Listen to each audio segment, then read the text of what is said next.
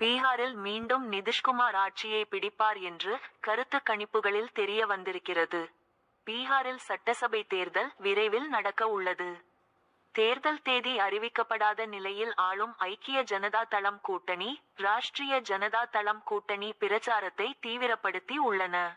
தேர்தலை மையப்படுத்தி ஓட்டு போடுபவர்களை கவரும் வகையில் பீகார் முதல்வர் நிதிஷ்குமார் பல்வேறு சலுகை அறிவிப்புகளை வெளியிட்டு வருகிறார்.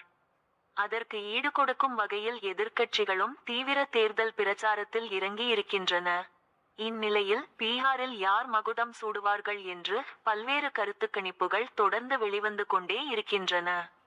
அந்த வகையில் அண்மையில் நடத்தப்பட்ட கருத்து கணிப்பு முடிவுகள் வெளியிடப்பட்டு உள்ளன. இதிலும் நிதிஷ்குமார் மீண்டும் ஆட்சியை தக்கவைத்துக் கொள்வார் என்று தெரிவிக்கப்பட்டு உள்ளது.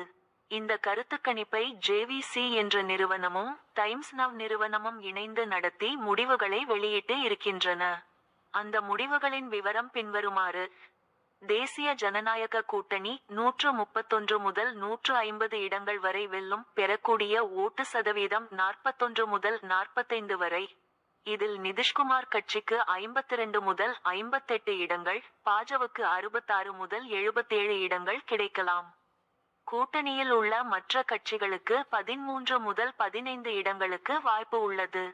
எதிர்க்கட்சிகள் கூட்டணி 81 இடங்கள் முதல் 103 இடங்கள் வரை. ஓட்டு சதவீதம் 37 முதல் 40 வரை. லாலுவின் ராஷ்டிரிய ஜனதா தளம் கட்சிக்கு 57 முதல் 71 இடங்களும், காங்கிரசுக்கு 11 முதல் 14 இடங்களும் கிடைக்கலாம். மற்ற கட்சிகள் 13 முதல் 18 இடங்களை பெறலாம். பிரசாந்த் கிஷோரின் ஜன் சுராஜ் கட்சிக்கு 4 முதல் 6 இடங்கள், ஓவைசி கட்சி, பகுஜன் சமாஜ் மற்றும் இன்னபிற கட்சிகளுக்கு 5 முதல் 6 இடங்கள் கிடைக்கலாம். இந்த தேர்தலில் வெற்றி வாய்ப்பை இழக்கக்கூடிய தொகுதிகளில் முக்கிய காரணியாக இருப்பது ஜன் சுராஜ் கட்சி. ஒட்டுமொத்த ஓட்டு பதிவில் இந்த கட்சிக்கு 10 முதல் 11% வரை கிடைக்கும் வாய்ப்புகள் காணப்படுகின்றன. இந்த கருத்துக்கணிப்பானது செப் 1 முதல் செப் 25 வரை எடுக்கப்பட்டது குறிப்பிடத்தக்கது.